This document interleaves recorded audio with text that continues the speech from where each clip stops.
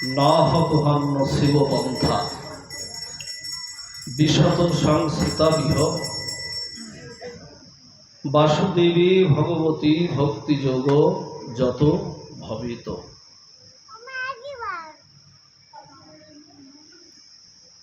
সর্ববেদান্ত সার মহাপুরাণ শ্রীমদ্ ভগবতের দ্বিতীয় স্কন্ধে দ্বিতীয় অধ্যায় 33 সংখ্যক শ্লোকে ভাগবত বক্তা পরমহংস শিরোমণি শ্রী সুখদেব গোস্বামী মুনি শ্রীমদ্ ভাগবত কথার প্রারম্ভে মহারাজ পরীক্ষিতকে লক্ষ্য করে সারা বিশ্ব মানবের প্রতি শাস্ত্রের এই মহাসত্যটি ঘোষণা করেছে। এই শ্লোকের সংক্ষিপ্ত মর্মার্থ যেটা হলো বা আমাদের আজকের আলোচনার যে বিষয়বস্তু হলো সেটা হলো জীবের পরম মঙ্গল কি। এই বিষয়ের পরে আপনাদের সকলের সুদৃষ্টিতে সাধুগুরু বৈষ্ণবের অপার করুণায় যৎকিঞ্চিৎ রসাস্বাদনে ব্রতী হওয়ার চেষ্টা রাখব।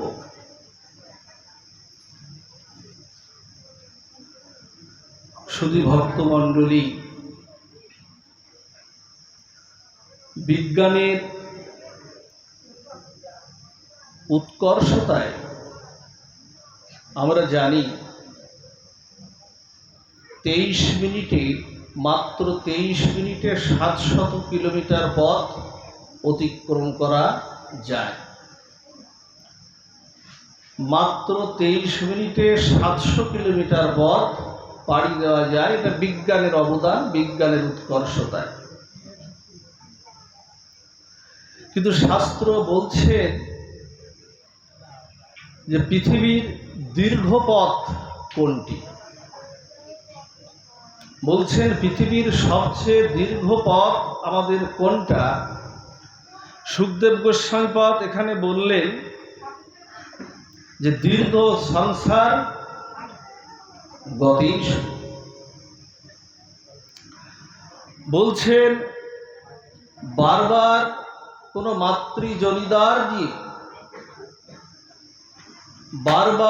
মাতৃজনিদার দিয়ে আসা যাওয়ার পথটি হলো আমাদের দীর্ঘ, আমাদের পথ। পুনরপি জননং পুনরপি মরণং পুনরপি জননী জঠরে শয়নং। এই পথটি হলো বারবার এই আসা যাওয়ার পথটি হলো আমাদের দীর্ঘতম পথ।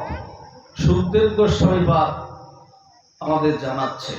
ওই মা ঘুমাচ্ছে কেন? ওখানে বসে ঘুম পেলে উঠে ঘুরে আসে। আপনাদের এখানে যদি আমি জিজ্ঞাসা করি, আপনাদের এখানে যদি আমি একটা প্রশ্ন রাখি যে বাবা বা মা আপনার বয়স কত, এখানে আপনাদের কাছে প্রশ্ন রাখলাম যে আপনার বয়সটা কত, এখানে স্বভাবতই এই উত্তরটাই আসবে যে আমার বয়স 50, হয়তো 60, কারো 70 কি 65। এই উত্তরটাই তো আসবে স্বভাবতই, যেটা আমরা বুঝি। কিন্তু শাস্ত্র ভাগবত এটা বলছে না। ভাগবত বলছে যে জন্ম মৃত্যু চক্রে তুমি এই পথে কবে উঠেছিলে। সংসার এই যাত্রা মরু প্রান্তরে, এই যে আসা যাওয়ার এই যে পথটিতে তোমার যাত্রাটা কবে শুরু হয়েছিল, কবেই বা এটা শেষ হবে। এটাই আমাদের ভাগবত শাস্ত্র আমাদের জানাচ্ছেন। প্রকৃত নির্ণয়টা আমাদের হয়নি, প্রকৃত বয়সটা আমাদের কত এই নির্ণয়টা আমাদের এখনো আসেনি। কবে উঠেছিলাম, আমাদের যে জাগতিক দৃষ্টিতে, যে দৃষ্টিতে আমরা বিচার করি, এটা হলো আমাদের ভূমিষ্ঠ হওয়ার দিন। মাতৃগর্ভ থেকে এই বসুমাতার কোলে কবে ভূমিষ্ঠ হলাম, সেই তত্ত্বটি এখানে আমরা স্বভাবতই আমরা জানতে পারি।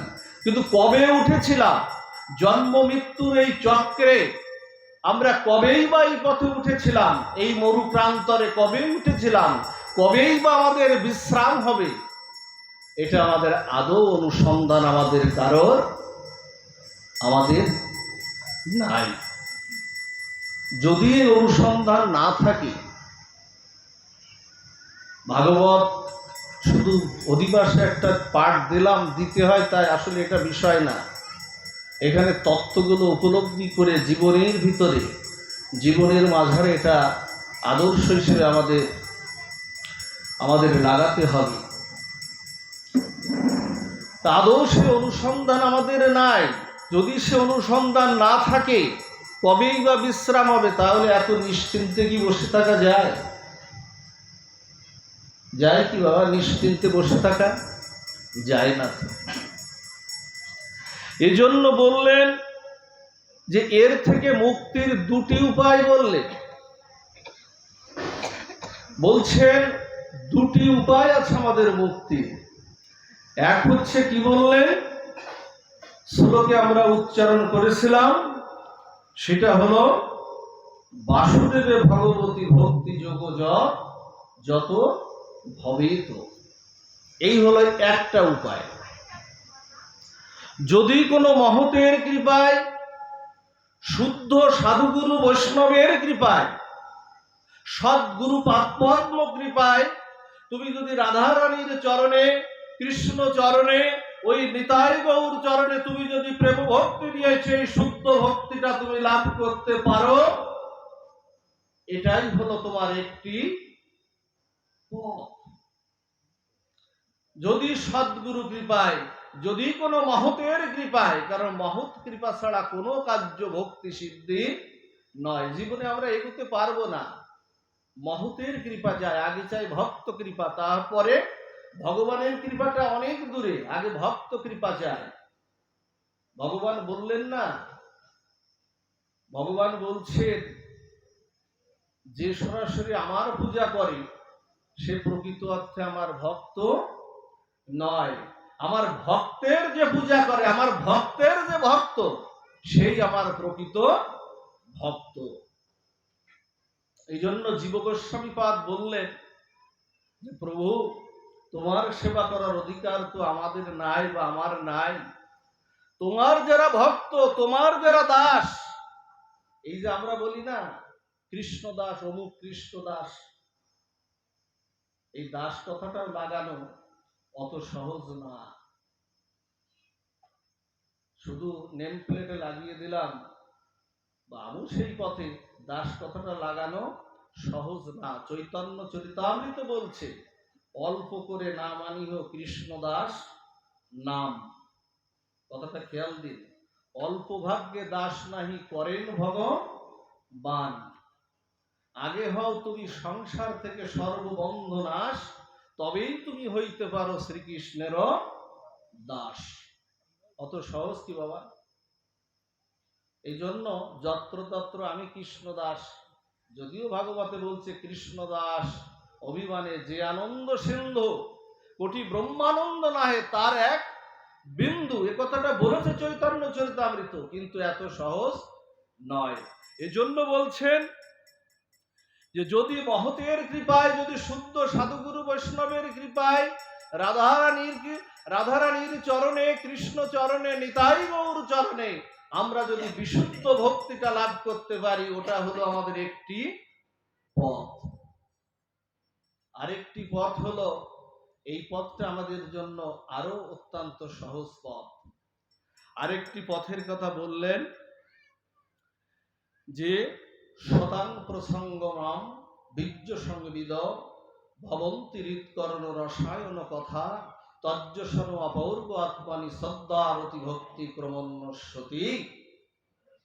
যদি কোনো সাধু মুখে যদি তুমি হরি কথা শোনার সৌভাগ্য হয়, আরেকটি পথ হলো সাধু সঙ্গ পার্থধাম। এই যে বসেছেন না সবাই এক জায়গায়, এটাকে বলছেন পার্থধাম, বলছেন সব ধামের উপরে, বলছেন এটা সব ধামের উপরের ধাম, বলছেন এটা সাধুসঙ্গ পার্থধাম। সেখানে তুমি করিও বিশ্রাম। যদি জীবনে কখনো সুযোগ পাও,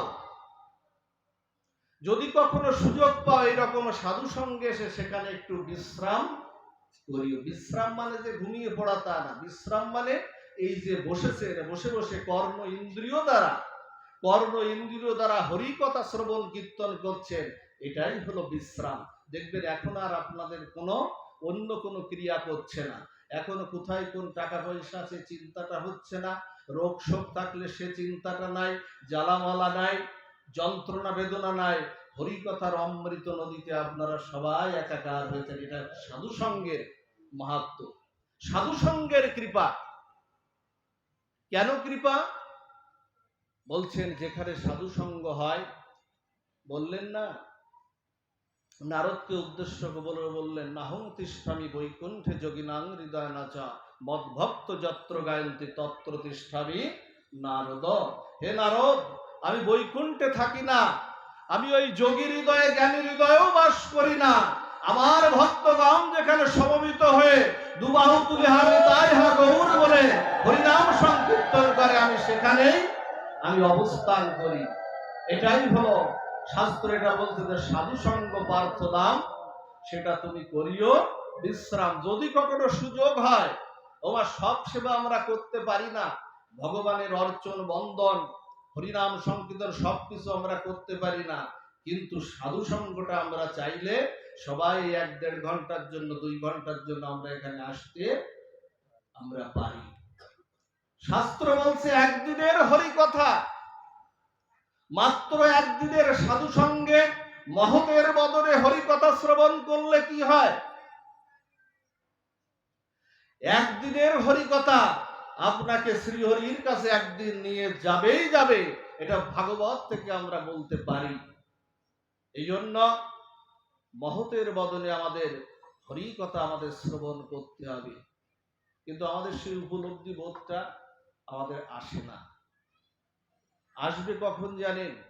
আসবে, উপলব্ধি বোধটা আসবে, তখন আর আমাদের সময়টা ঠিক থাকে না। কেমন জানেন? সর্প দেখেছেন? সাপ, সাপ সাপকে তো আমরা সবাই চিনি। আচ্ছা, সাপের মধ্যে বিষটা আছে না? মানুষকে যে দংশন করে বা অন্য প্রাণীকে দংশন করে, সাপের মধ্যেই সেই বিষটা তো আছে। এগুলো খুব দার্শনিক তত্ত্ব, বোঝার মতো তত্ত্ব। আচ্ছা, সাপের মধ্যে বিষ আছে, সাপ তো ওই বিষটা নিয়ে ঘুরে বেড়াচ্ছে। ওই ঘুরে বেড়ে ওই সাপ ও বিশ্রাম করছে, খাচ্ছে, ধরছে, ঘুমাচ্ছে, সবকিছু করছে না, ওই বিষটা নিয়েই তো ঘুরে বেড়াচ্ছে। সাপের কিন্তু কোনো ক্রিয়া হচ্ছে না, ওর মধ্যেই বিষ আছে, কিন্তু ওর কোনো ক্রিয়া হচ্ছে না। কিন্তু ওই সাপ যদি কাউকে দংশিত করে, সর্প যদি কাউকে দংশিত করে, বিষের জ্বালাটা কিন্তু তার উঠে যাবে। সাপের কিন্তু হচ্ছে না, বিষের জ্বালাটা তার উঠে যাবে। তেমনি আমাদের এই দেহ ঘরে যে বিষগুলো নিয়ে আমরা আপাতত আছি, এটা আপাতত আমাদের কাছে ভালো লাগে। কামনা বাসনা, অভিমান, অহংকার, এগুলো আমাদের আছে। চাওয়া পাওয়া, অনন্ত চাওয়া পাওয়া, বিত্ত বৈভব ঐশ্বর্য, অনন্ত চাওয়া পাওয়া, আমাকে প্রতিষ্ঠিত হতে হবে, আমাকে যেতে হবে অনেক দূর, এই যে চাওয়া পাওয়া, এই যে কামনা বাসনা, এটা শাস্ত্রে এগুলোকে বিষ বলা হচ্ছে। এই বিষটার দংশন কখন শুরু হবে জানেন? বিষটার দংশন শুরু হবে যদি কোনো মহতের কৃপায়, সদ্গুরু কৃপায় আপনার ভিতরে স্বরূপ তত্ত্বটা উপলব্ধি করিয়ে দেবে যে তোর প্রকৃত পরিচয়টা তোর সংসার না, তোর প্রকৃত পরিচয়টাই হলো আমার সাথে, তোর সম্বন্ধটা হলো নিতাই গৌরের সাথে, তোর সম্বন্ধটা হলো শ্রীমতী রাধা ঠাকুরানীর সাথে, তোর সম্বন্ধটা হলো রাধা মাধব গোবিন্দের সঙ্গে, তোর সম্বন্ধটা, এই সম্বন্ধটা যদি কোনো মহতের কৃপায়, সদ্গুরু কৃপায় এই স্বরূপ তত্ত্বটা যখন আপনার ভিতরে জ্বালিয়ে দেবে, তখন দেখবেন চোখে অশ্রু আর অশ্রু, আর সংসার চায় না, আর কিছু ভালো লাগে না। কিন্তু এটা আমরা উপলব্ধি করি না। কিন্তু যে সময় উপলব্ধি করি তখন আর সময়টা আমাদের থাকে না। সংসার থেকে একেবারে প্রত্যাখ্যাত হয়ে ছাড়া আমরা এই তত্ত্বটা ছেলে মেয়ের কাছে যখন আঘাত পায়, একজন বৃন্দাবনে গেছে, শ্রী গুরুদেবের কাছে যায় না, শ্রীরাম বৃন্দাবনে গুরুদেবের কাছ থেকে, সৎ গুরুদেবের কাছ থেকে দীক্ষা নিয়েছে। দীক্ষা নেওয়ার পরে সন্তানদের কাছ থেকে, আজকাল কোন সন্তান, বহু সন্তানদের দ্বারায় যাদেরকে ডাক্তার, ইঞ্জিনিয়ার শিক্ষিত করেছে, যে বাবা মা নিজের সুখ বঞ্চিত করে তাদেরকে মানুষ করেছে, সেই সব সন্তানদের দ্বারা আজকে আর বহু বাবা মা আঘাতপ্রাপ্ত হচ্ছে। এইরকম আঘাতপ্রাপ্ত হয়ে গেছে বৃন্দাবনে। বৃন্দাবনে গিয়ে গুরুদেবের চরণে গিয়ে বলছে, গুরুদেব আমি সবকিছু ছেড়ে এসেছি। গুরুদেব কি বলছে জানে? গুরুদেব বলছে কি, সবকিছু ছেড়ে আসিস নি, তুই সবকিছু দিয়ে তারপরে আমার কাছে এসেছিস। তোর যা কিছু ছিল জীবনের সবকিছু দিয়ে তারপরে তোর এই জরা ব্যাধিটা নিয়ে, তো জরা ব্যাধি নিয়ে এখন কি করব? ব্যাধির শরীরে না হয় কৃষ্ণ ভজন, যথা ব্যাধি তথা যায় মন। ওমা, যখন ব্যাধি আসবে, বয়স হলে ব্যাধি আসবে, তখন কি আর ভজনে মন, যেখানে ব্যথা সেখানেই পৌঁছাবে। এই জন্য দেখবেন অনেকে এইরকম ব্যথা পেয়ে ভগবানের মন্দিরেও যায়, গিয়ে প্রভুর চরণে শরণাগতও হয়, ফুল নিয়ে ফল নিয়ে ভগবানের শ্রীমন্দিরে যায়। ভগবান কি বলছেন জানেন? ভগবান যেন অব্যক্ত কণ্ঠে বলছেন, অব্যক্ত উদ্দেশ্যেই বলছেন যে ফুল নিয়ে এলি টাটকা, ফল নিয়ে এলি টাটকা, তুই নিজে আসলি বাসি হয়ে। ফল টাটকা, ফুল টাটকা, তুই নিজে আসলি বাসি হয়ে। নেবে কি ভগবান জোড়াবাদী? নেবে না। এই জন্য আমাদের একটু সকাল সকাল আমাদের ভজনায় আমাদের প্রবিষ্ট হতে হবে। আবার ঘড়ির কাটার সময় আমরা অনেকেই দেখি, টাইমটা আমরা অনেকেই দেখি না, কিন্তু জীবন ঘড়ির কাটা আমরা কি দেখি? তো সবাই কখন এই দেহ থেকে আমার প্রাণ পাখিটা আত্মারূপী ভগবান চলে যাবে, হ্যাঁ, পরমাত্মারূপী চলে যাবে, জীবন ঘড়ির কাটা তার দিকে বেশিরভাগ লোকের আমাদের খেয়াল আমাদের নাই। এই জন্য জীবন ঘড়ির কাটার দিকে সবকিছু করব আমরা সংসারে, স্ত্রী পুত্র সংসারে যখন আমাদের গতাগতি হয়েছে, এগুলো আমরা করব, কিন্তু সংসারের মধ্য দিয়ে যেন গোবিন্দকে আমরা না ভুলি, ভগবানকে যেন আমরা না ভুলি। আমাদের এক রাজা ছিলেন জানেন, দেখুন এর থেকে আমরা কিছু নিতে পারি। আমাদের এক রাজা ছিলেন, রাজস্বী খট্টাঙ্গ রাজা, নামটা আমরা শুনেছি সবাই। ভাগবতে প্রথম যে ভক্ত চরিত্রগুলো আছে তার মধ্যে খট্টাঙ্গ রাজা। এই খট্টাঙ্গ রাজা ছিলেন, খেয়াল দিন, রাজস্বী ছিলেন এবং সংসারী ছিলেন এবং অত্যন্ত বীর্যশালী বলশালী একজন রাজা ছিলেন। তা দেবতা আর অসুরদের দৈবাসুর যুদ্ধে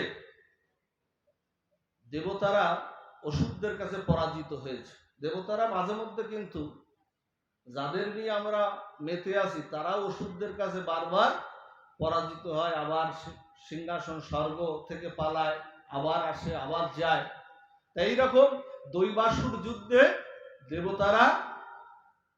দেবতারা স্বর্গ থেকে বিতাড়িত হয়েছে, বিতাড়িত হয়ে বনে বনে ঘুরছে।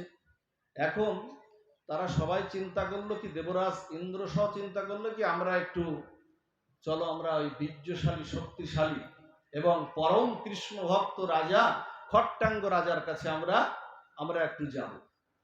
এখন খট্টাঙ্গ রাজার কাছে গেলেন, গিয়ে বললেন, আপনি তো কৃষ্ণ ভক্ত রাজা, দয়ালু রাজা, রাজস্বী, তা দৈবাসুর যুদ্ধে আমরা তো পরাজিত হয়েছি অসুরদের কাছে, আপনি আমাদের পক্ষ নিয়ে একটু যুদ্ধ করুন না, কারণ আপনার ক্ষমতার কথা, আপনার শৌর্য বীর্যের কথা আমাদের জানা আছে, আমরা নিশ্চিত আপনি আমাদের পক্ষে থাকলে আমরা জিতব।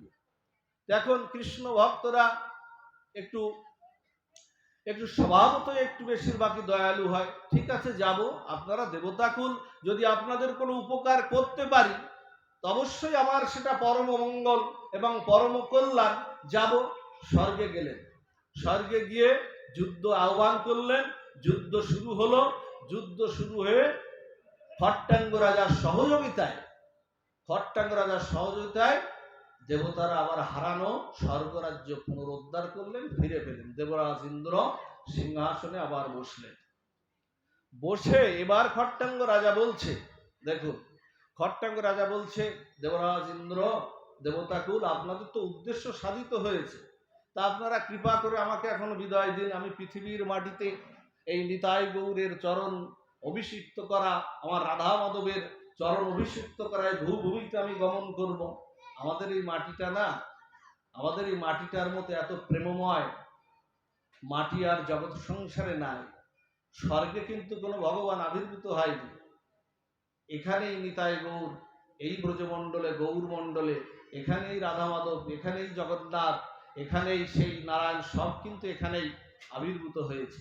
এই জন্য এই মাটিটাকে খুব প্রেমময় এবং ভজনের মাটি। এ মাটিতে বসলে, এ মাটিতেই বসলে ভজনের ভাব তৈরি হয়ে যায়। এই মাটিতেই সাধু সঙ্গ করলে আমাদের ভজনের ক্রিয়াটা তৈরি হয়ে যায়। তখন বলছে যে আপনার তো বলিহারি সাহস মহাশয়, মানুষ মরে স্বর্গে আসতে চায়, আপনি স্বর্গ থেকে মাটিতে পৃথিবীর মাটিতে গমন করবে? বলছে না না, আপনি যাবেন না। তা বলছে না, আমি তো স্বর্গ চাই না, আমি তো পৃথিবীর মাটিতেই গমন করবো। তা আপনার আমাকে বিদায় দিন। এখন বলছেন, তা ঠিক আছে, আপনি তো আমাদের অনেক উপকার করলেন, তা আপনি আমাদের কাছ থেকে কিছু একটা চেয়ে নিন, কিছু একটা চেয়ে নিন। তা বলছে, আপনারা আমাকে কি দেবেন? ভট্টাঙ্গ রাজা বলছে, আপনারা আমাকে কি দেবেন? বরং আপনাদের প্রয়োজনেই তো আমাকে ডেকে আনলেন, আপনারা আমাকে কি দিতে পারেন? এই কথা যখন বলছে, তখন বলছেন না না, তবু আপনাকে কিছু একটা চাইতে হবে। তখন বলছেন, কৃষ্ণ দিতে পারবেন? আমার আরাধ্যতম ভগবান কৃষ্ণ রাধা মাধবকে দিতে পারবে? তা বলছে না না, ওই লাইনে আমরাও এখনো আছি, এখনো কৃষ্ণের দেখা টাকা এখনো পাইনি, ওই পথে আমরা আছি, দেখা এখনো পাইনি। হরিবল।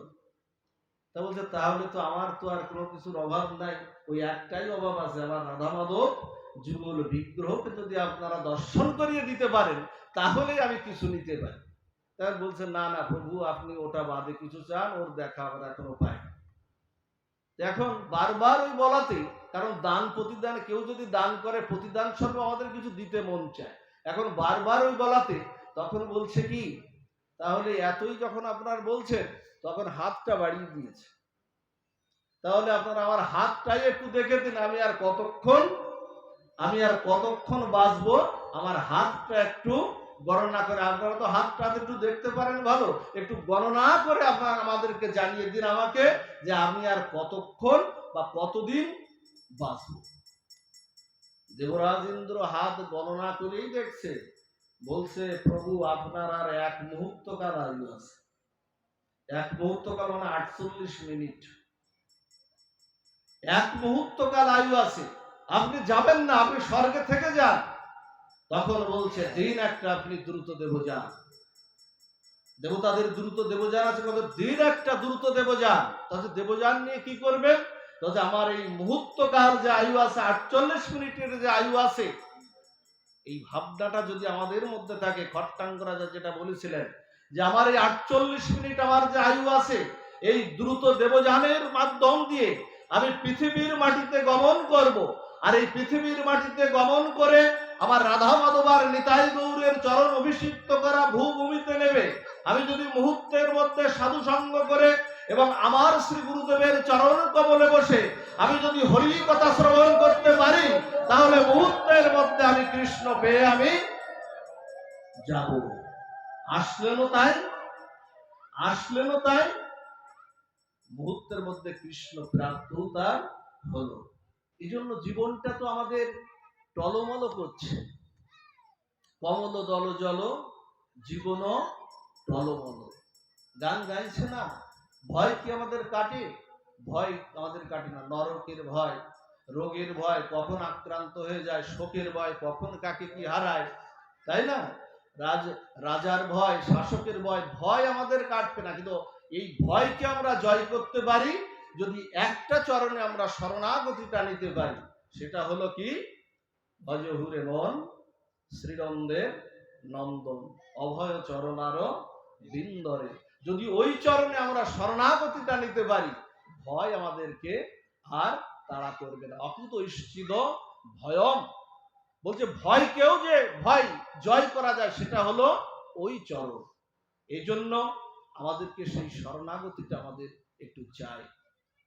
কেমন জানেন মা, আমরা খেয়াল দিন, খুব কঠিন একটা বিষয় নিয়ে আজকে আমরা আলোচনায়, কৃপা করুন। আমরা 5টি তত্ত্বের পরে, এই যে জীব না, আমরা যে জীব, আমরা 5টি তত্ত্বের পরে আমরা দাঁড়িয়ে আছি। সেই 5টি তত্ত্ব কি? 5টি তত্ত্ব হলো, একটি হলো মায়া, মায়ার দ্বারা আমরা সবাই সবাই আমরা বন্ধিত হয়ে আছি না। একটি হলো মায়া, একটি হলো কাল, একটি হলো কর্ম, একটি হলো জীব, আর একটি হলো ঈশ্বর। এই আমরা প্রত্যেকটা জীব এই পাঁচটি তত্ত্বের পরে কিন্তু আমরা দাঁড়িয়ে আছি। এখন মায়ার কাছে যদি আপনি যান, মায়াকে বলবেন, সংসারে তো আমাদের সব মায়ার বন্ধন, তা মায়াকে বলবেন তুমি তো সংসারে আমাকে বেঁধেছো, তা যে বাঁধতে পারে সে তো খুলতেও পারে। আপনি যদি আমার হাতটা বেঁধে দেন, এই হাতটা যদি আপনাকে বলি আপনি খুলে দেবেন না, এটা তো পারেন, কিন্তু মায়াকে বলছেন আপনি হাতটা খুলে দেন। মায়া বলছে কি তুমি গীতা পড়োনি? মায়া বলছে তুমি গীতা পড়োনি? গীতাই বলছে দৈবিহেশ্ব গুণময়ী মম মায়া দূরত্বায়া মামে বোঝে প্রপদ্যন্তে মায়া মেতাং তরন্তিতে। মায়া কি বলছে জানেন? বাধার ক্ষমতা আমার আছে, ছাড়ানোর ক্ষমতা আমার নাই। আচ্ছা, কনস্টেবল যদি আদালতে নিয়ে যায়, তাই না, পুলিশ ধরে নিয়ে যায়, তার নামে কেসটা ফাইল হয়ে গেল, কেস নামে একটা এফআইআর হয়ে গেল। আচ্ছা, ওই ছাড়তে পারবে? আর থানার থেকে আর ছাড়তে পারবে? কনস্টেবল বা ওসি ছাড়তে পারবে?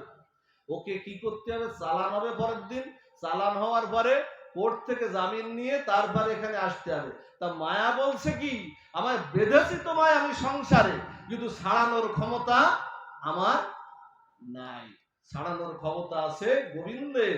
মামে বোঝে প্রপদ্যন্তে মায়া মেতাং তরন্তিতে। বলছে গোবিন্দ চরণে শরণাগতি হলেই, সূর্য উঠলেই যেমন আধার দূরীভূত হয়ে যায়, প্রভুর চরণে গোবিন্দ চরণে শরণাগতি আসলেই মায়া দূরীভূত হয়ে যায়। মায়াটা আসে কেন আমাদের? মায়াটা আসে কি কারণে জানি? মায়াটা আসে কৃষ্ণ ভুলি যে জীব অনাদি বহির্ভোগ। কৃষ্ণকে ভুললেই মায়া আসবে, অতএব মায়া তারে দেয় সংসার দুঃখ। আবার বলছে কৃষ্ণ সূর্য সম, মায়া হয় অন্ধকার, যেথা কৃষ্ণ সেটা নাই মায়ার অধিকার। সূর্য উঠলেই যেমন আধার দূরীভূত হয়, কৃষ্ণ চরণে শরণাগতি আসলে মায়ার কোনো সেখানে স্থান নাই। আমরা মায়ার লাথি কেমন খাই জানেন? মায়ার লাথি দেখুন কেমন। কোন সন্তানকে না, এই মা তার সন্তানকে পিটাচ্ছে, রাগ হয়েছে, কোনো অপরাধ করেছে, সন্তানকে পিটাচ্ছে, এত পিটাচ্ছে ও ক্রন্দনরত হয়ে খুব কাঁদছে। এখন আপনারা এখান থেকে কোনো সজ্জন ব্যক্তি হাত বাড়িয়েছেন, বলছে খোকা তুমি আমার কোলে এসো, মা তোমায় তো পেটাচ্ছে, মা তোমায় মারছে, তুমি আমার কোলে এসো। হাত বাড়িয়েছো, কিছুক্ষণ যাবে আপনার কাছে, কিছুক্ষণ গিয়ে আপনার বদনটা দেখে আবার ওই মার কাছে ফিরে আসবে। যে তাকে পেটাচ্ছিল আবার সেই মার কাছে আবার আপনার বদনটা দেখে আবার মার কাছে ফিরে আসবে। এই হচ্ছে মায়া। সংসারে এত আমরা মায়ার লাথি খাই, তবু আমাদের সেই জায়গাটা আমাদের আসে না, গোবিন্দ চরণের শরণাগতিটা। এই জন্য ছোট ছোট করে বলি, এই জন্য মায়ার কোনো দয়া নাই, ক্ষমতা নাই। মায়া আমাকে কৃপা করবে না, কৃপা করবে আমাকে গোবিন্দ। আর একটা কি? আর একটা কাল। কাল কালস্য পরিণামস্য গতি। সূর্য একদিন চলে যাচ্ছে, সূর্য একদিন অস্তমিত হচ্ছে, মানে আমার জীবন খাতার সূর্য থেকে একদিন আমার কমে গেল। এই হিসাবটা রাখে না, রাখে যাদের চৈতন্য হয়েছে তারা এটা রাখে। দেখবেন তারা যাদের চৈতন্য, তারা গৃহকর্মের মধ্যে কখনো ভাগ পেলেই জপ নিয়ে বসে আছে, গোবিন্দের গুণকথা নিয়ে বসে আছে, তারা হরিনাম জপ নিয়ে বসে আছে। যারা এটা জানতে পেরেছে কখন জীবন চলে যাবে, তাই বলছে যে কালের কোনো দয়ামা নাই। মহাকাল বললেন আমি দাঁড়িয়ে আছি সব কিছুকে ধ্বংস করার জন্য, আমি দাঁড়িয়ে আছি, কালের কোনো দয়া নাই, মায়া নাই। কিন্তু কালকেও যে কালোত্তীর্ণ করে সে হলো আমার ভগবান।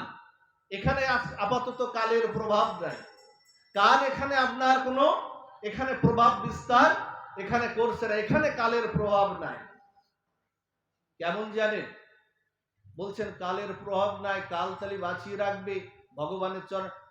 বাঁচিয়ে কাউকে রাখবে না, মরবে সবাই, ভক্তও মরবে, অভক্তও মরবে, কারণ এটা মর জগৎ। এখান থেকে ভগবানও দেখিয়ে গেছেন এখানে বাঁচার অধিকার কারোর নাই।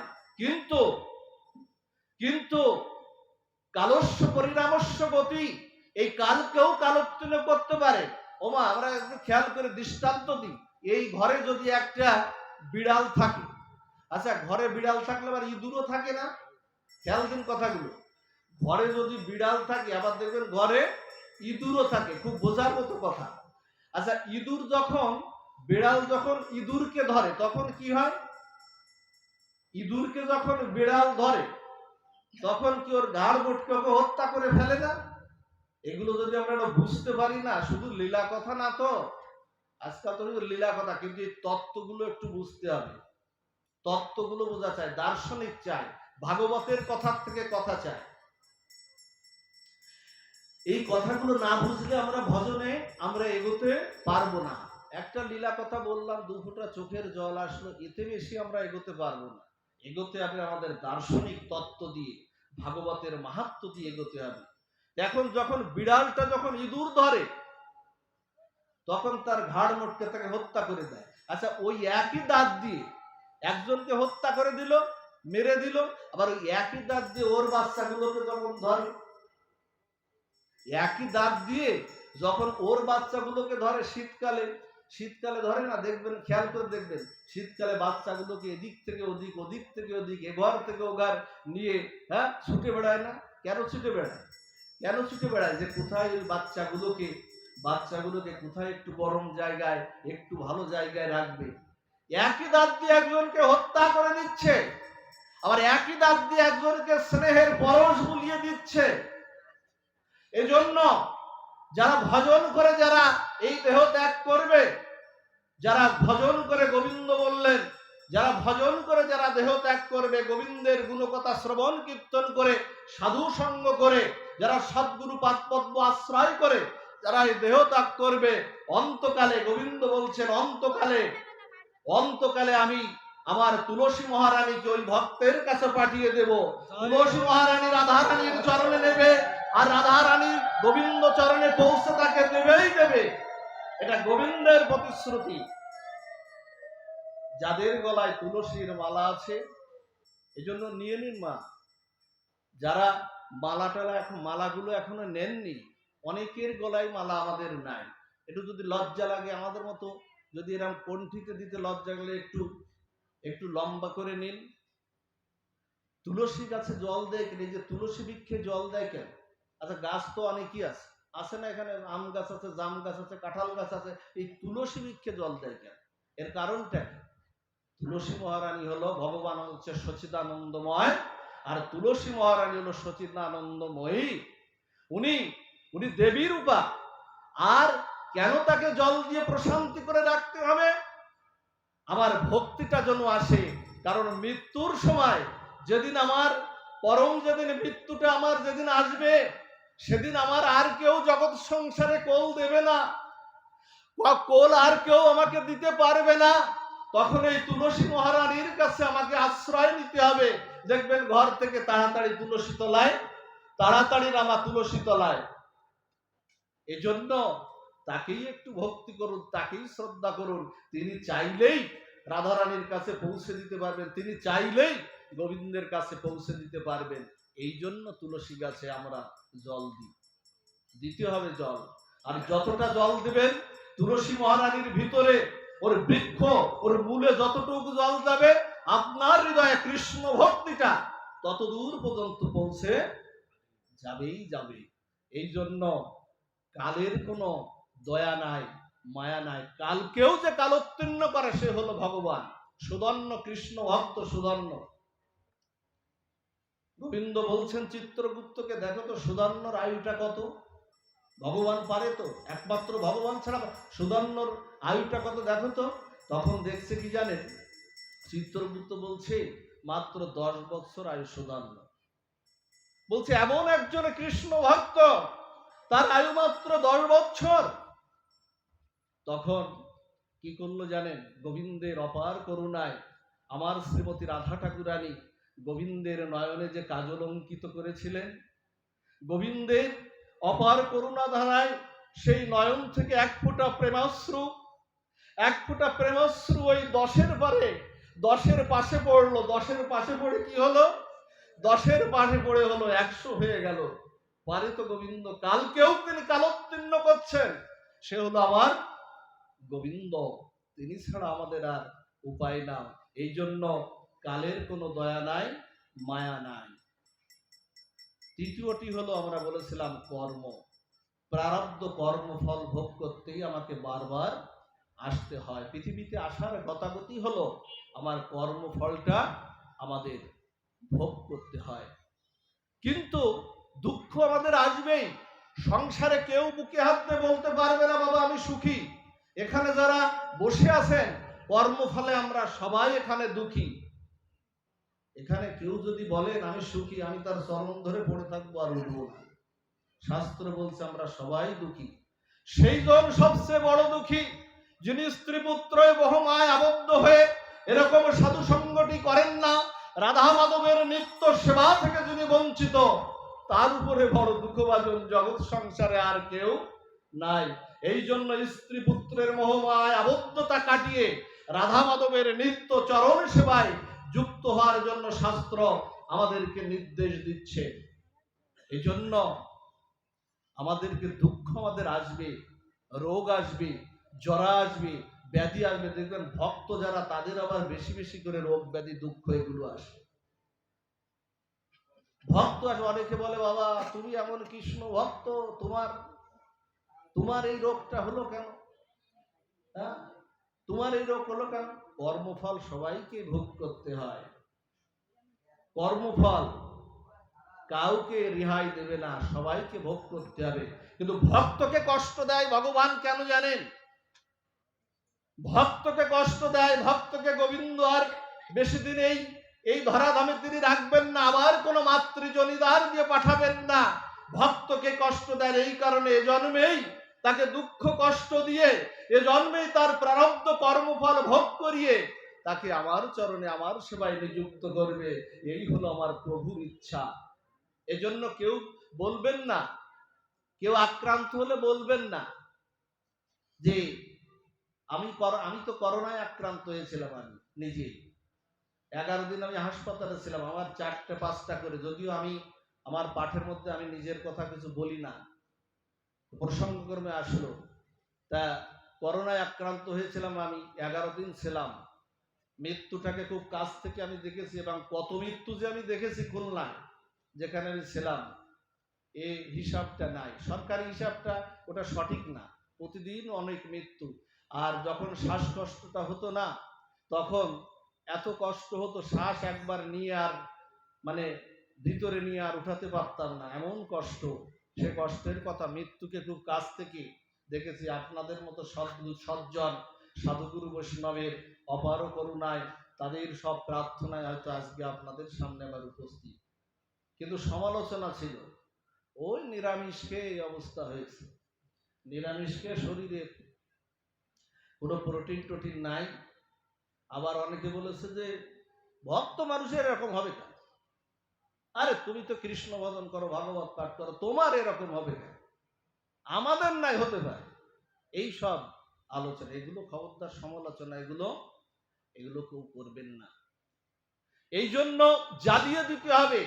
রবীন্দ্রনাথ ঠাকুর বললেন আমার ধূপ না জ্বালালে গন্ধ কিছু নাই ছোটে। যতটুক তুমি পৃথিবীতে আসো তুমি গন্ধ জ্বালিয়ে দাও, তোমার সুবাতাসে সবাই গন্ধে সেই আমোদিত হোক। ওমা, এই জন্য দুঃখ, কিছু দুঃখ আছে, দুঃখ হলেও সেটা আনন্দ। কেমন জানেন? আমি যদি এখানে কোনো মাকে বলি মা পৃথিবীতে সর্বশ্রেষ্ঠ বেদনা কি? ওমা পৃথিবীতে সর্বশ্রেষ্ঠ বেদনা কি বলেন তো ওখান থেকে কেউ? পৃথিবীতে সর্বশ্রেষ্ঠ বেদনা হলো মা হওয়া, সন্তান ভূমিষ্ঠ করা হলো পৃথিবীতে সর্বশ্রেষ্ঠ বেদনা। এই বেদনার মতো আর বেদনা জগৎ সংসারে আর নাই। তারাই জানে, মাই জানে সন্তান জন্ম দিতে কতটা ব্যথা বেদনা পেতে হয়। আচ্ছা, কোনো মাকে যদি বলি সন্তান হওয়া তো অত্যন্ত কষ্টের বিষয়, তা মা তুমি আর সন্তান হতে চেও না, তোমার আর সন্তান হওয়ার দরকার নাই, কোনো মা কি আমার এই কথাটা মেনে নেবে? কোনো মা বলবে মা ওখানে বলবে, ও কথা তুমি বলো না, ওই কথা বলে না, ও বেদনা যত কষ্টই আমার হোক না কেন, ওর মধ্যেই আমার চির প্রশান্তি লুকিয়ে আছে, ওর মধ্যেই আমার মাতৃত্বের স্বাদটা লুকিয়ে আছে। কারণ নারী জীবনের সার্থকতা হলো মাতৃত্বে। এই জন্য ওর মধ্যেই সন্তান কখন আমাকে মা মা বলে ডাকবে, ওই মাতৃত্বের স্বাদটা ওর মধ্যে লুকিয়ে আছে। এই জন্য কিছু কিছু দুঃখ, কিছু কিছু বেদনা, সেটা আনন্দে। ওমা, আপনাদের প্রসঙ্গ আসে কুন্তী দেবী। কি কুন্তী দেবী? ভগবান কৃষ্ণচন্দ্র যখন দ্বারকায় যখন চলে যাচ্ছে যুধিষ্ঠিরকে রাজা করে, আপনারা জানেন চলে যাচ্ছে না, যুধিষ্ঠিরকে রাজা করে পঞ্চ পাণ্ডবদের কাছে বিদায় নিয়ে পিসিমা, কুন্তী দেবী এলেন পিসিমা, পিসিমাকে বলছেন, পিসিমা আমাকে বিদায় দাও, তোমার যুধিষ্ঠির রাজা হয়েছে, তোমার যুধিষ্ঠির রাজা হয়েছে, পঞ্চ পাণ্ডব আজকে রাজা হয়েছে, আমাকে বিদায় দাও। পিসিমা কাঁদছে, জানেন পিসিমা কাঁদছে। তিনি বিদুষী, মহিষী, গরীয়সী তিনি ছিলেন, তিনি কাঁদছেন। বলছে, পিসিমা তোমাকে কতবার বলেছে তুমি একটা বর চেয়ে নাও? তখন বলছে, হ্যাঁ বর চাইব। দুঃখ চেয়ে নিচ্ছে, বলছে বর চাইব। কৃষ্ণ, আজই তো বর চার সময়, বর যদি দিতে হয় তুমি এই বরই দাও, আমার পঞ্চ পাণ্ডবকে আবার পথের ভিখারি করে দাও, আবার পঞ্চ পাণ্ডবকে পথের ভিখারি করে দাও, আবার যেন ওরা ভিক্ষা করে খায়, আবার ওদেরকে যদুক্রিয়া পুড়িয়ে মারার ষড়যন্ত্র করো, আবার ওদেরকে 12 বৎসর বনবাসে পাঠাও। কারণ যে দুঃখে তোমায় পেয়েছি, যে দুঃখে, দুঃখের কথা হচ্ছিল, যে দুঃখে তোমায় সবসময় পেয়েছি সেই দুঃখই আমি বারবার পেতে চাই। যে সুখ গোবিন্দকে কেড়ে নেয়, যে সুখ কৃষ্ণ কেড়ে নেয়, সে সুখ আমি চাই না, সে সুখ আমি কখনো আমি চাই না। আমি আমি আমার গান্ধারী ওর শতপুত্রকে পাঠিয়েছিল দুর্যোধনের সাথে, ওরা একজনও ফেরেনি। আমি আমার পঞ্চ পাণ্ডবকে পাঠিয়েছিলাম তোমার সাথে, ওরা অক্ষত হয়ে ফিরে এসেছে। আমি কৃষ্ণ জানি দুঃখ আমাদের আছে, চলে গেলেন। এই তো সন্তানের জন্য দুঃখ চাইছেন, এটাই আমাদের চাওয়া। কিছু কিছু দুঃখের আনন্দ আছে, জানেন আমি এই কথাটাও বলি, রাম আর রাবণের যখন যুদ্ধ হচ্ছিল, সবশেষে পাঠালেন কাকে? পাঠালেন সবশেষে বিভীষণের পুত্র তরণী সেনকে পাঠালেন। রাবণ বললেন, তরণী তোকে এবার যেতে হবে। ওদিকে মা কি করেছে জানে? মা কি করেছে, যেই না রাবণ বলেছে তরণী তোকে এবার যেতে হবে, মা একেবারে ফুল চন্দন বাটা নিয়ে, তিলকের গলায় তুলসীর মালা নিয়ে, তিলক চন্দন নিয়ে মা পঞ্চপ্রদীপ নিয়ে উপস্থিত, ভক্তকে আরতি দেখাবে, বিভীষণ তরণী সেনকে আরতি দেখাবে। মা কি করলেন জানেন? মা কি করলেন? মা দাদু সঙ্গে তিলক দিলেন, দাদু সঙ্গে তিলক দিলেন। ও মা, এগুলো প্রসঙ্গক্রমে আসে, দাদু সঙ্গে তিলকটা একটু দেবেন সবাই, লজ্জা লাগলে একটু জল তিলকও দেবেন, বিধান আছে। তিলক ছাড়া আহ্নিক হয় না, গলায় তুলসীর মালা ছাড়া আহ্নিক হয় না। 4টি জিনিস আপনাদের বলে যায়, একটু গলায় তুলসীর মালা দেন, লজ্জা করবেন না, হরিনামটা করুন, একাদশীটা করুন। আর আমি বলবো না যে কাল সকালেই আপনারা সবাই নিরামিষ ভোজী হয়ে যান, এই কথাটা আমি এখানে দাবি করব না। তবে এইগুলো করলে, এইগুলো যদি আচরণ করেন, দেখবেন আস্তে আস্তে গোবিন্দ কৃপা করে, ভক্তি মহারানী কৃপা করে জিহ্বার থেকে আপনার এইগুলো ছাড়িয়ে দিচ্ছে। এটি চেষ্টা আপনাদের করতে হবে। ওদিকে বিভীষণকে সাজিয়ে দিচ্ছে গলায় তুলসীর মালা দিয়ে, কপালে তিলক চন্দন দিয়ে, দাদু সঙ্গে তিলক দিয়ে, গলায় ফুলের মালা দিয়ে ভক্তকে সাজিয়ে দিচ্ছেন ভক্ত বেশে। আমার তরণী সেন যাচ্ছে যুদ্ধে, তরণী সেন যুদ্ধে যাচ্ছে। আচ্ছা, আমরা কোন সন্তানকে এরকম যুদ্ধের বিপদের মধ্যে পাঠা দেবেন? আমরা বলতাম তো যাওয়া লাগবে না, ওর মধ্যে গেলেই তোর মৃত্যু হবে, বিপদে পড়বি, যাওয়া লাগবে না। এখন কি করলেন জানেন? তরণীকে ভগবানকে আরতি করে তরণীকে সেই মঙ্গল তাপও দিলেন, মঙ্গল প্রদীপ দিলেন, দিয়ে বান দিয়ে, ধনুক বান দিয়ে বললেন, যা মায়ের চরণে প্রণাম করে বলছে, মা তুমি আমায় আশীর্বাদ করো। তরণীর মাকে প্রণাম করে বলছে, তুমি আমায় আশীর্বাদ করো। মা কি প্রণাম করলেন জানেন? মা কি বললেন জানেন? মা বললেন, তরণী তুই, তোকে এই করে আমি আশিস, রামচন্দ্রের যুদ্ধ থেকে তুই যেন আমার কোলে আর ফিরে না আসিস। একথা বলতে পারে? আমার মা তো আমাকে বলে দিয়েছে, যেখানে যাস একটু সকাল সকাল বাড়ি ফিরে আসিস, পথে ঘাটে একটু সাবধানে যাস।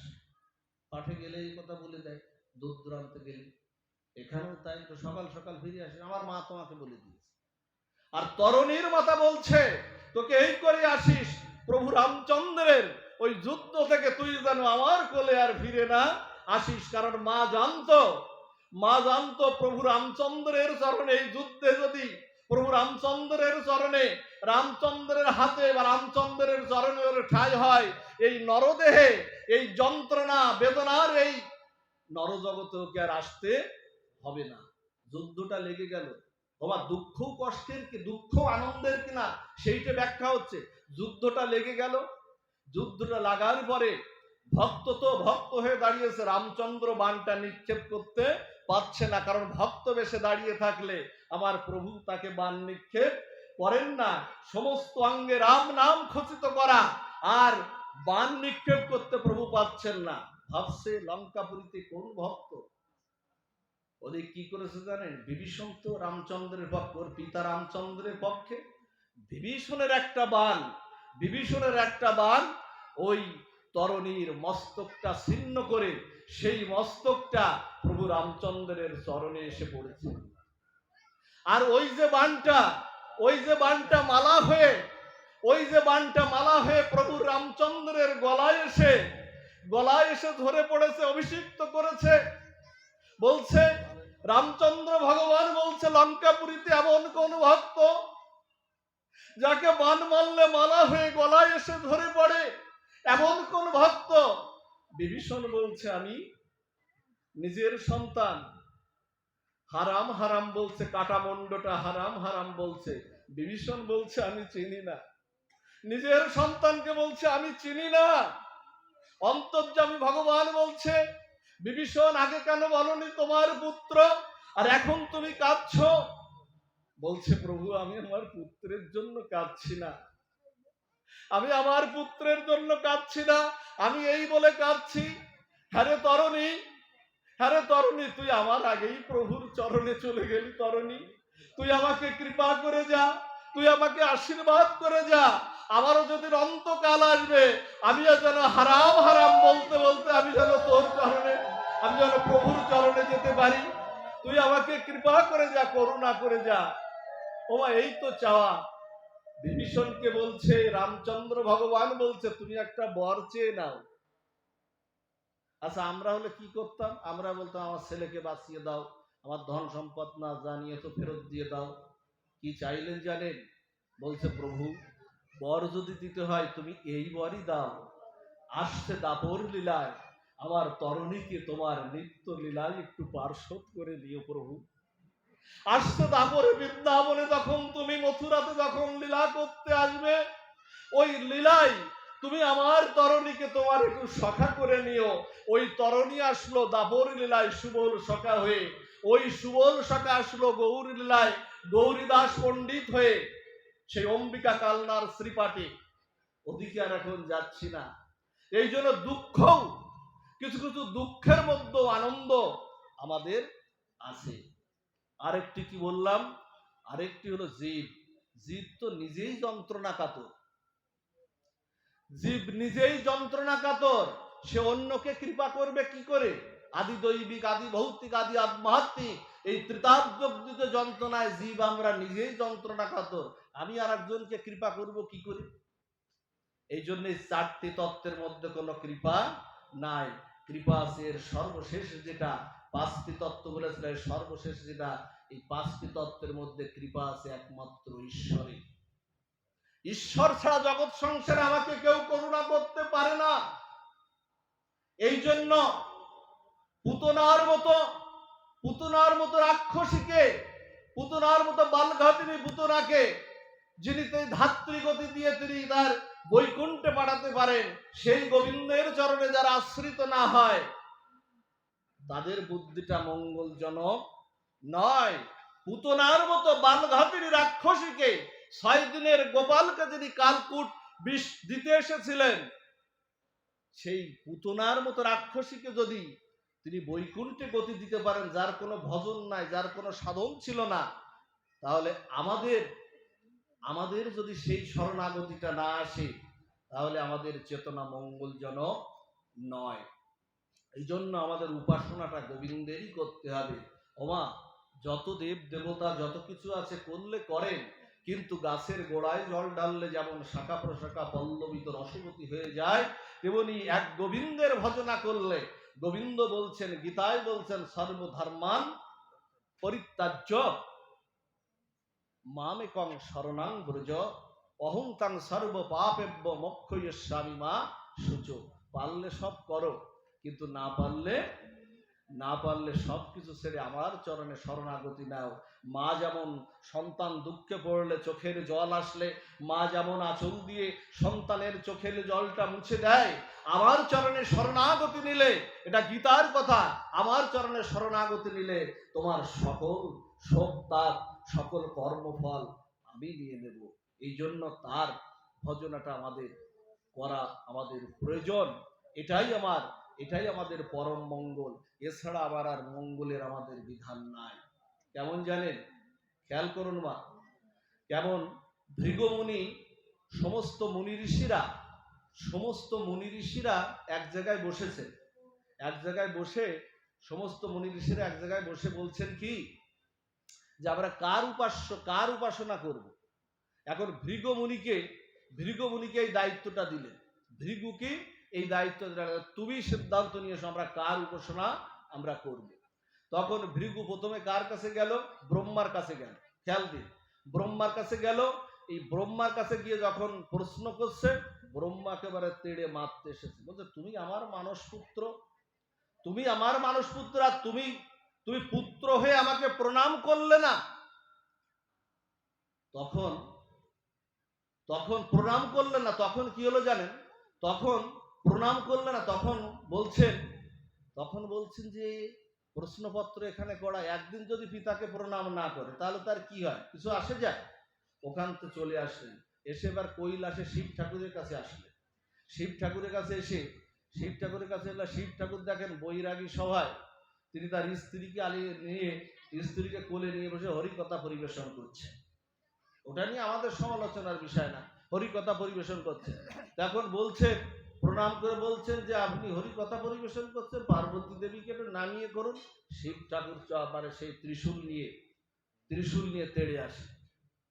বলছে এখানেও তো প্রশ্নপত্র খুব কড়া। এইবার রেগে মেগে গেলেন বৈকুণ্ঠে চতুর্ভুজ নারায়ণের কাছে বৈকুণ্ঠে গেলেন। বৈকুণ্ঠে যখন গেছেন, বৈকুণ্ঠে গিয়ে আর কারো কাছে জিজ্ঞাসা করেনি। ভিতরে গিয়ে একেবারে শঙ্খ চক্র গদা পদ্মধারী নারায়ণের কাছে গিয়ে কোনো জিজ্ঞাসা নাই, নারায়ণের বক্ষে একেবারে পদাঘাত। ভৃগুমুনি নারায়ণের বক্ষে পদাঘাত। নারায়ণ একেবারে ভক্তের বক্ষে, নিজের বক্ষে পদাঘাত, ভক্তের চরণ দিয়ে পদাঘাত করেছে। নারায়ণ উঠে দাঁড়িয়ে প্রণাম হাত জোড় করছে, বলছে ভৃগ, তোমার চরণে আঘাত লাগেনি তো? ভৃগ নিজে আঘাত পেয়ে বলছে, আমার এই কঠিন বক্ষে তোমার ওই কোমল চরণে আঘাত লাগেনি তো? আর আঘাত যদি লেগে থাকে তুমি আমাকে ক্ষমা করে দাও। ভৃগ জগৎ সংসারে এসে, বাইরে এসে প্রচার করলেন, ওরে জীব, যদি কারো উপাসনা করতে হয়, ওরে গোবিন্দেরই করো উপাসনা, অন্য কারোর উপাসনা করো না। তিনি সর্বস্ব করুণাময়, তিনিই তার ভজনা, এই হলো তার উপাসনা। সেই উপাসনাটা যেন আমরা করতে পারি, এটাই জীবের আমাদের পরম মঙ্গল।